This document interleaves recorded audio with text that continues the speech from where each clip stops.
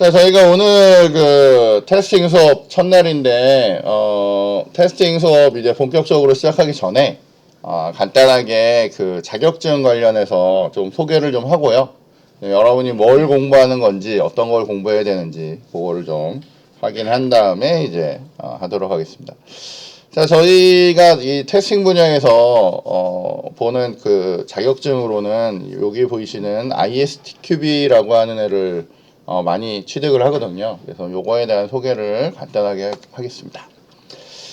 자, 여기 보시면 목차가 나오는데 이 목차 6가지가 저희가 이제 배울 내용들이에요. 배울 내용인데 일단 테스팅 기초, 그 다음에 생명주기, 소프트웨어 생명주기 하고요. 테스팅에 있어서의 생명주기, 요거를 좀 배울 거고요. 그 다음에 정적 테스팅 기법이라는 거, 그 다음에 테스트 설계 기법, 요런 것들에 대해서 저희가 배우고, 뒤쪽에서 테스트 관리나 테스팅 지원 도구, 요런 것들을 이제 저희가 할 거예요. 자, 그런데 요 앞쪽에 요 내용들은 저희가 아까도 잠깐 설명드렸듯이 소프트웨어 공학이나 프로그램 하는 데 있어서도 되게 중요하고요. 테스팅 분야에 갔을 때도 되게 중요한 거예요. 여러분이 이제 용어나 개념 이런 것들을 익히셔야 되기 때문에 그런 개념으로 저희가 좀 배워보도록 하겠습니다. 자, 요 테스팅 하는 데 가서 보시면, 이 시험 보는 데 가서 보시면 얘네들이 이렇게 각각 분류가 되어 있습니다. 그 내용이 분류가 되어 있는데, K1에 대한 내용, K2에 대한 거, K3, K4 이런 식으로 나눠져 있는데, K1이라고 분류가 되어 있으면 얘네들은 remember예요. 얘네들은 여러분 그냥 외우시는 거예요. 내용에 대해서 이 내용은 외워서 뭔가 문제를 푸시면 되는 애들이고요. 그 다음에 K2라고 하는 애들, 그 레벨에 있는 애들은 그 여러분 이해를 좀 하셔야 돼요. 이해하고 비교하고 분류하고 요약할 수 있는 능력이 있으면 풀 수 있는 문제들로 이제 구성이 됩니다. 자, K3는 이제 실무 경험이 좀 있거나 툴 쓰는 법을 좀 아셔야 여러분이 하는 건데 이제 실제로 적용하고 활용할 수 있는 그 레벨에서 이제 쓰는 거고요. 그 다음에 K4라고 하는 애는 이제 분석하고 구조화할 수 있는 상태에서 이제 풀 수 있는 문제라고 보시면 돼요. 그래서 나중에 이 챕터 6개에 대한 문제들이 이렇게 골고루 이제 나오는데, 여기 잠깐 보시면, 나중에 저희가 이제, 저희 교재도 있지만 사실은 그 시험에서 사용하는 애들은 이제 실라버스라고 해서 간단한 문서가 있거든요. 그 문서에 K1, 2, 3, 4가 이렇게 분류가 이렇게 되어 있어요.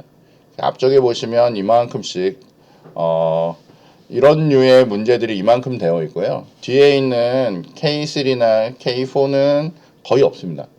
다 합쳐봐야 7% 정도밖에 안 되는 정도의 분량이라서 여러분은 대부분은 다 이게 뭔지를 외우시고 그 다음에 이해하고 쓰시면 되는 수준에서 이제 보는 그런 시험이라고 보시면 돼요. 그래서 정말로 기초에 관련된 그런 내용들만 다룹니다. 근데 실제로 시험 보시면 생각보다는 어렵습니다. 생각보다는 헷갈리는 게 많은데 여러분들이 좀 잘 배우셔서 시험을 보시면 돼요. 자, 그래서 이 각 과목당 문제가 배분되어 있는데 챕터가 저희 6개라고 했잖아요. 그리고 여기 보시면 전체 문제는 이렇게 40문제로 이렇게 되어 있어요. 40문제고 챕터당 문제가 이렇게 쭉 배분이 되어 있습니다. 여기 보시면 앞쪽에 1장에서 4장까지가 대부분의 문제가 분포가 되어 있고요. 그리고 여기 특히 1장에서 2장까지가 문제가 많습니다. 앞쪽에 약간 좀 이론적인 내용이랑 기본적인 내용을 배울 건데 거기서 문제들이 많이 나오니까 거기서 잘 보시면 돼요. 자, 그 다음에 아까 얘기했던 그 레벨당 문제를 보면 K1, 2, 3, 4가 이렇게 있는데 그 중에 K1과 제가 자꾸 잘못 누르네요. K1과 K2가 대부분의 문제를 차지해요. 그렇기 때문에 여러분들은 외우시고 이해하신 다음에 문제를 푸시면 충분히 잘 푸실 수 있는 그런 애들이라고 보시면 돼요. 자, 저희가 이제 인터넷에 가시면 그 실라버스라고 하는 애가 제공이 되는데요. 저희가 잠깐만 가서 한 번만 볼게요. 이렇게 하시면 사이트가 이렇게 연결이 되고요. 여기 보시면 실라버스라고 해서 사실은 저희가 사용하는 교재가 있는데 그 교재는 이 실라버스라는 애를 좀 풀어서 쓴 거예요. 그래서 여러분이 시험 보시려면 원래는 여기에 있는 요 실라버스라는 애를 다운 받으신 다음에 요 내용을 보시는 겁니다. 그리고 이게 테스트에 있어서 제일 기본적인 내용이에요. 그리고 이 내용에 보시면 그 여러분이 이제 좀 알아두셔야 될 내용들이 여기 다 들어가 있습니다. 뭐 이게 쭉 들어가 보면 뭐 실러버스 교육의 목적이 뭐냐 뭐 이런 것들도 여기 있고요. 그 다음에 자격증이 어떤 거냐에 대한 설명도 있고요. 그 다음에 저희가 얘기했던 K1, 2, 3 뭐 요거 있죠. 요거에 대한 설명도 이렇게 들어가 있고요. 그 다음에 시험은 뭐 40문제에 사지선다로 되어 있고 몇 프로냐면 65% 이상 맞추시면 돼요. 그러니까 26문제 26문제를 맞추시면 합격입니다. 웬만하면 붙는 거죠, 그죠?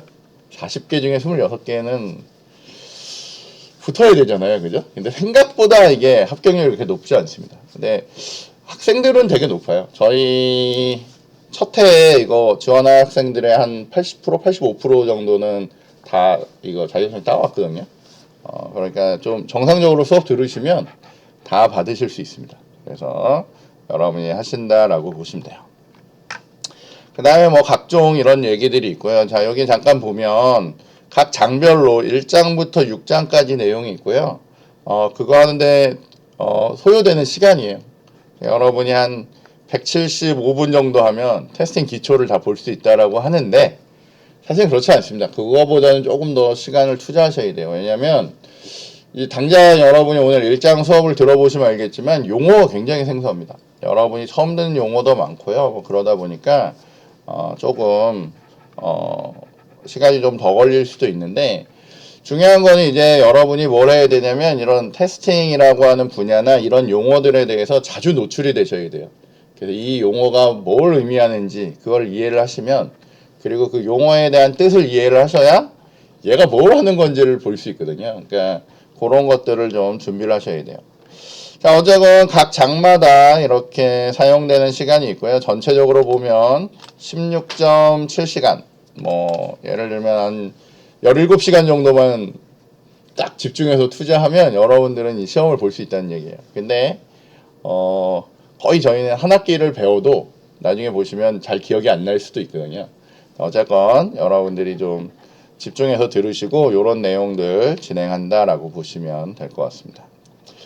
그리고 여기 나오는 이런 테스팅에 사용된 용어나 사용된 기법들은 실제로 회사 가시면 이제 다 쓰여요. 실제로 쓰여야 되고요. 개발자들도 당연히 이런 부분을 이해를 하셔야 여러분이 제대로 된 그런 프로그램을 개발할 수 있다라고 보실 수 있습니다.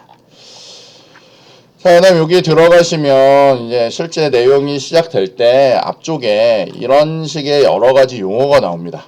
여러 가지 용어가 나오는데 이 용어가 뭘 의미하는지를 이해하셔야 돼요. 왜냐면 당장에 여러분이 프로그램을 하고 뭐 뭔가 이제 뭐 개발을 막 하다 보면 야 이거의 커버리지가 어떻게 돼? 뭐 이런 얘기들이 막 자연스럽게 튀어나옵니다. 그 다음에 여기 아래쪽에 보시면 뭐 밸리데이션이 어떻게 되고 베리피케이션은 어때? 뭐 이런 식의 용어들이 나오거든요. 그러니까 이런 용어들 그런 것들을 잘 이해하셔야 돼요. 그 다음에 나중에 나오는 용어 중에 결함이 뭐야, 오류가 뭐야, 장애가 뭐야 이런 용어들 막 나오거든요. 그러니까 얘네들이 어떤 의미인지를 구분을 좀 하실 수 있어야 돼요. 자, 저희는 이런 과정을 통해서 저희가 하는 수업을 통해서 이런 용어도 좀 정의를 할 거고요. 저희한테 발생할 수 있는 것들을 이제 하나씩 해결해 나갈 겁니다. 자, 그 다음에 여기 보면 각 장마다 이렇게 K1, K2 이런 식으로 해서 여기 나오는 내용들이 어떤 레벨의 애들인지 어떤 류의 문제인지 이건 그냥 단순히 외우는 건지 이해해야 하는 건지 뭐 이런 거. 여러분은 테스팅하고 디버깅을 지금 구분하십니까? 라고 물어보면 제가 볼 때는 한 반은 하고 반은 잘 못합니다. 그냥 뭐 비슷한 거 아니에요? 뭐 이럴 수 있는데 분명히 다른 용어거든요. 그래서 저희가 그런 것들도 이제 하나씩 해결해 나갈 거예요. 자, 그래서 나중에 여기 오셔서 저희 교재를 사지 않는 사람들은 이 실라버스라도 한번 쭉 보시는 게 되게 도움이 돼요. 왜냐면 여기에 나오는 여러 용어들이 이렇게 있는데 말이 있는데 이게 되게 어렵습니다. 말이 생각보다 되게 어려운 용어들이 많아요. 그리고 이 실러버스라는 애는 원래 영어로 된 문서를 한글로 그냥 바로 컨버팅 해놓은 거라서 약간 한국어지만 우리가 이해를 못하는 그런 용어들이 되게 많거든요. 그래서 어쨌건 조금 풀어서 이해하실 필요가 있기 때문에 저희가 그래서 제가 이제 지금 영상도 찍고 여러분이 필요하실 때 돌려보면서 다시 한번 확인하시라고 하는 거니까요. 그렇게 이해하시면 될 것 같습니다. 자, 그래서 실라버스라는 애가 있고요. 자, 그 다음에 이제 아까 말씀드렸잖아요. 저희가 용어가 되게 어렵다라고 했잖아요. 용어가 어렵기 때문에 용어는 여기 사이트가 하나 있는데 그 STA라고 하는 그런 회사가 있어요. 테스팅 관련된 회사가 있는데 그 회사에 가면 이렇게 용어 사전이 이렇게 있습니다. 지금 잘 안 보이실 건데 여기 용어들이 이런 용어들이 있어요. 그래서 뭐 가변성의 의미가 뭐냐 뭐 이러면 그 각각의 그 문서와 관련해서 이게 어떤 의미다라고 하는 걸 이제 풀어줍니다. 하지만 처음에 보시면 여기 사전에 풀어서는 쓰여 있지만 이 내용도 어려워요, 사실은. 그래서 저희가 자꾸 접하면서 이제 그런 용어들을 하나씩 배워 나가는 걸로 그렇게 아시면 될 것 같아요. 그래서 일단은 여러분이 일반적으로 보는 용어하고요. 그 다음에 이제 테스팅 분야나 개발 분야에 사용한 용어가 좀 다를 때가 있거든요. 그렇기 때문에 이런 전문 용어 하는 데서 좀 확인하시는 게 좋아요. 그래서 요쪽에 오셔서 여기 요 딕셔너리 확인하시면 그러면 이제 됩니다. 그래서 요 사이트도 여러분이 이제 한번 보신 거고요. 자, 그래서 저희가 나중에 그 ISTQB 관련해서 자격증을 따면 여러 가지 자격증이 있는데 그 중에 저희는 요거 맨 위에 있는 파운데이션이라고 하는 애를 기준으로 해서 여러분들이 이제 받으실 거예요. 이제 제일 기본이 되는 기초 과정에 대한 거고요. 요거는 이제 저희가 지금 배우는 수준에서 실무 없이도 충분히 볼 수 있는 시험이라고 보시면 돼요. 자, 아까 얘기했듯이 문제는 40문제고요. 그 중에 65%인 26문제를 맞추시면 여러분이 이제 국제 자격증을 따게 됩니다. 그렇게 해서 여러분이 보시면 될 거예요. 아이고. 자, 이제 시험과 관련된 정보도 저희가 오늘 간단하게 한번 볼 건데 여기 보시면 아까 보셨던 그 사이트에 가서요. 여기 사이트에 이렇게 가시면 여기에 요쪽에 보시면 시험 신청할 수가 있고요. 뭐 기타 등등 여러 가지 정보가 있습니다. 그래서 저희가 여기 와서 시험 신청이라고 보시면 이쪽에 날짜에 대한 정보들이 이렇게 있거든요. 언제 되고 언제 신청 가능한지 이런 것들 확인하실 수 있으니까요. 요거 이제 보시면서 하면 되고요. 이미 저희가 올해 반이 넘어간 상태라서 이제 남은 시험은 몇 개 없어요. 그리고 여러분들은 시험을 볼 때 일반적인 시험을 볼 수 있는 게 아니라 여기 ISTQB 파운데이션이라고 된 애를 보셔야 돼요. 그래서 이제 올해 남은 시험은 몇 개 없구나 라고 이제 보시고 여기 와서 신청을 이제 진행을 하시면 되겠습니다. 자, 그렇게 해서 시험 신청까지도 설명을 드렸어요.